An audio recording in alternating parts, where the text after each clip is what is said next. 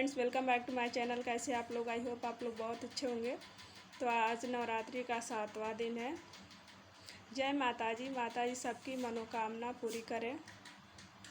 तो कई लोगों का क्वेश्चन था कि आप अपने बारे में बताइए, तो आज मैं अपने बारे में बताने वाली हूँ। जो भी है, जो भी सच्चाई है वही बताऊँगी, इसमें कोई दिखावा नहीं है। तो सबसे पहले चैनल को लाइक, शेयर और सब्सक्राइब कर दीजिए। आप पूरा वीडियो ज़रूर देखिएगा। तो मेरा नाम है वंदना और मैं एक किसान फैमिली से हूँ, बहुत छोटे फैमिली से। और मेरा ग्रेजुएशन, इंटर भी मेरा मैथ से है और ग्रेजुएशन भी मैथ से है। बीएससी मैथ से की हूँ और उसके बाद 1 साल बैंकिंग की तैयारी की। फिर कुछ परिवार में कुछ ऐसा हुआ कि फिर छोड़ना पड़ा और उसके बाद से 2017 में डीएलएड की हूँ। 2017 बैच से डीएलएड हूँ और उसके बाद से वैसे ही घर से यानी सेल्फ स्टडी से, यूट्यूब से तैयारी करती हूँ और एग्ज़ाम देती हूँ। तो अभी तक टीचर की कोई वैकेंसी तो नहीं आई है, लेकिन जो भी एग्ज़ाम आते हैं लगभग सारे एग्ज़ाम देती हूँ। और एक बार मेरा पुलिस का भी निकला था, मैं कई वीडियो में बताई भी होंगी। पुलिस में आया था लेकिन मैं रनिंग नहीं कर पाई थी, तो 11-12 सेकेंड से रह गया था। और रनिंग किस लिए नहीं कर पाई कि उस टाइम मेरे जो सासू माँ हैं उनका इलाज चल रहा था लखनऊ से। कई साल इलाज चला, उनको कैंसर हो गया था। तो कई साल इलाज चला बट बची भी नहीं। और जो पैसा लगता है तो लगता है इसमें कोई वो नहीं है, बट जब इंसान नहीं बचता है तो और ज़्यादा अफसोस होता है। तो कई साल इलाज चला लेकिन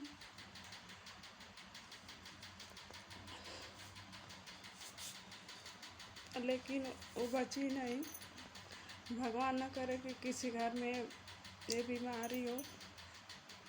कई लोगों को पता भी होगा कि कितनी खतरनाक बीमारी होती है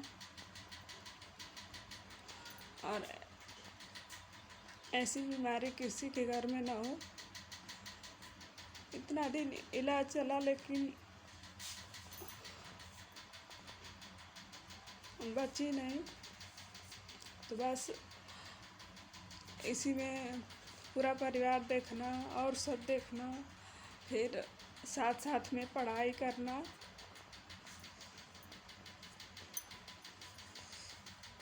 सब धीरे धीरे करती रही। फिर उसमें पुलिस वाले में नाम भी आया और रिजल्ट में नाम भी आया था रनिंग के लिए, लेकिन रनिंग नहीं कर पाई थी क्योंकि मैं फील्ड में कभी गई ही नहीं थी। कोशिश तो पूरा की बट नहीं निकला, 11-12 सेकेंड से रह गया। और उसके बाद यूपीएसआई का भी एग्ज़ाम दी थी। उसमें कुछ हमें लगा था कि उसमें नाम आ जाएगा, लेकिन उस टाइम में मेरा बाबू 1 साल का भी नहीं था, अभी 2-3 महीने का था। तो यूपीएसआई 2021 का एग्ज़ाम दी थी और उस टाइम मेरा बाबू 1 महीने का था, तब मैं गई थी एग्ज़ाम देने। बनारस सेंटर गया था और मुझे लगा था कि उसमें नाम आ जाएगा, बट बहुत ज़्यादा उसमें भी धांधली हुई। और 2 महीने का था तभी मैं रनिंग शुरू कर दी थी। रनिंग मैं कंप्लीट कर ली थी कि इस बार अगर नाम आए तो मेरा रनिंग तैयार हो। मैं रनिंग तैयार कर ली थी, लेकिन जब रिज़ल्ट आया तो उसमें मेरा नाम नहीं आया। कुछ 5-6 क्वेश्चन कम रह गए थे, उतने क्वेश्चन और हो गए होते तो मेरा सिलेक्शन हो गया होता, लेकिन उसमें भी नहीं आया। 2 महीने का था बाबू, फिर भी मैं रनिंग कर रही थी और रनिंग मतलब टाइम से कर ले पा रही थी, बट उसमें भी नहीं आया। और उसके बाद और एक एग्ज़ाम मैं लोको पायलट का दी थी, उसमें प्री आया था, प्री निकला था बस जैसे आरआरबी का एग्ज़ाम होता है, रेलवे का एग्ज़ाम दी थी, उसमें प्री निकला था लेकिन मेंस नहीं निकल पाया। और फिर एक एग्ज़ाम आरपीएफ का वो भी निकला था, बट उसमें मैं उसमें ऊंची कूद होती है, लंबी कूद होती है, रनिंग होती है, बहुत कुछ उसमें होता है। तो उसकी तैयारी कर रही थी बट पैर में मोच आ गया तो उसके लिए जा ही नहीं पाई। तो बस ऐसे ही एग्ज़ाम देती रहती हूँ, तैयारी करती हूँ, सेल्फ स्टडी करती हूँ। उसी में एक बच्ची है थोड़ी बड़ी और उससे छोटा बाबू है, तो पूरी फैमिली देखना, फिर तैयारी करना। और एक किसान फैमिली से होना, फिर भी तैयारी करते रहती हूँ। और अभी तक टीचर का कोई वैकेंसी तो नहीं आया। बिहार का था तो बिहार का मैं तैयारी नहीं की थी, एक भी प्रैक्टिस सेट नहीं लगाई थी, फिर भी TRE 1 का फॉर्म भरी थी, गई थी देने। उसमें मेरा आया था नंबर 55 नंबर आया था और 57 पे मेरिट बनी थी। उसमें था कि फिर से रिजल्ट आएगा, लेकिन सीट खाली रह गई, लेकिन फिर से वो नहीं आया, नाम नहीं आया, रिजल्ट नहीं फिर से निकाला गया, एक ही बार निकाला गया। और मैं पता नहीं क्यों उसमें कुछ क्वेश्चन आते हुए भी गलत हो गए। अभी तक याद है कुछ उसमें का कुछ क्वेश्चन जो गलत हुआ, मुझे याद था, फिर भी पता नहीं क्यों ऐसा एग्ज़ाम में होता है कि कुछ आते हुए क्वेश्चन भी गलत हो जाते हैं। और इस वजह से होता है कि प्रैक्टिस नहीं हो पाता। प्रैक्टिस सबसे ज़्यादा ज़रूरी है, जितना पढ़िए फिर प्रैक्टिस,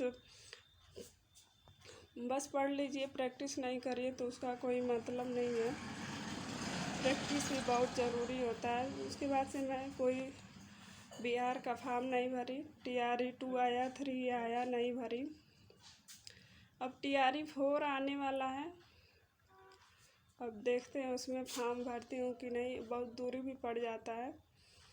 और मेरा UP टेट CTET भी क्लियर है। तो बस अगर आप लोगों को कोई क्वेश्चन पूछना है तो ज़रूर पूछिएगा। एक थी क्वेश्चन पूछी थी कि आप ही लोग क्वेश्चन पूछ रहे थे कि आप अपने बारे में बताइए कुछ। तो बस मैं अभी भी तैयारी कर रही हूँ। अभी तक कोई जॉब मतलब कंप्लीट नहीं हुआ है। अभी तक बस पढ़ाई कर रही हूँ, एग्ज़ाम देती रहती हूँ। अब अपने तरफ से तो पूरी कोशिश कर रही हूँ, अब देखिए क्या होता है। अब सुपर टेट कब तक आएगा, लेकिन सुपर टेट आ जाएगा 2024 में तो नहीं आएगा, 2025 में ज़रूर आना चाहिए। तो सुपर टेट की बस तैयारी करते रहिए आप लोग, और मैं भी करती रहूँगी। और ये नहीं कि बस एक एग्ज़ाम के भरोसे रहिए, जो भी एग्ज़ाम आए देते रहना चाहिए। थोड़ा सा लक भी होता है, और लक ज़्यादा नहीं होता है, मेहनत ज़्यादा होती है, बट 2-4% लक भी होता है। तो जो भी एग्ज़ाम आए देते रहिए। और फिर लेखपाल का एग्ज़ाम आने वाला है, जो लोग पेट दिए होंगे। पेट का एग्ज़ाम तो बहुत डिफ़िकल्ट था इस बार, पहली बार इजी था, इस बार डिफ़िकल्ट था। तो जिनके भी 30+ नंबर हैं वो तैयारी करिए। UP लेखपाल आने वाला है, उसका फॉर्म भरिए। या फिर टीचर की वैकेंसी 2025 में आने वाली है, उसका सिलेबस भी बहुत ज़्यादा है।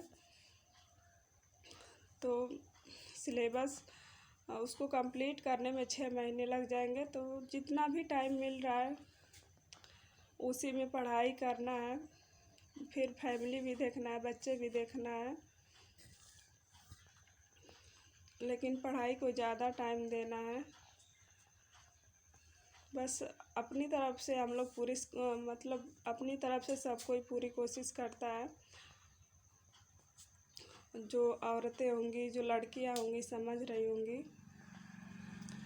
तो फैमिली भी है, सब कुछ देखना है, पढ़ाई करना। और मैं फैमिली वीडियो नहीं बनाती हूँ, बस काम की चीज़ें थोड़ा बहुत 5 मिनट या 10 मिनट का वीडियो बना देती हूँ। डेली ये नहीं कि मैं एक काम की खाना बनाई उस सब की, ये सब नहीं दिखाती हूँ।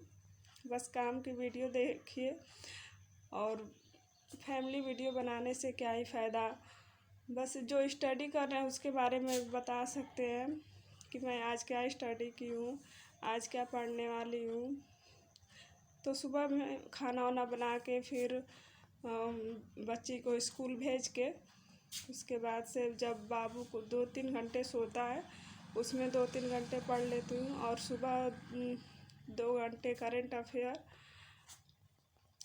अफेयर जीके जीएस, और उसके बाद 3-4 घंटे दिन में, और शाम को 2-3 घंटा। कुल मिला के 5-6 घंटे हो जाते हैं। बस जितना भी टाइम मिलता है पढ़ती हूँ।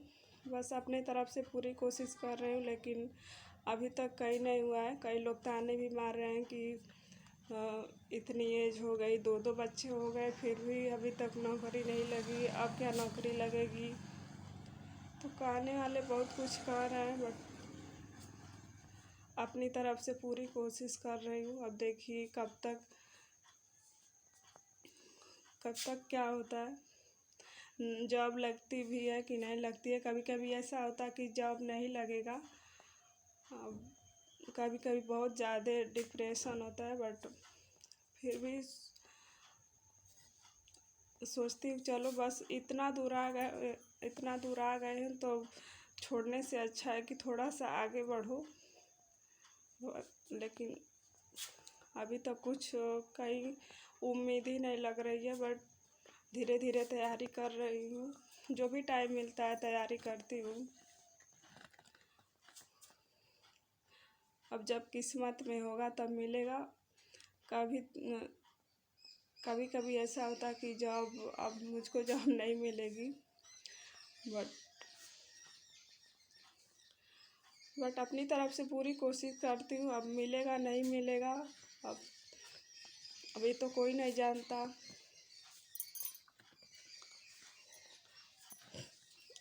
और मैं यहाँ नवरात्रि पे माता जी की स्थापना की हूँ। आप लोग को दिख रहा होगा।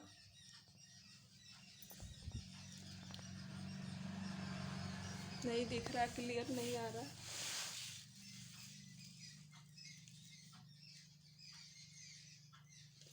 तो बस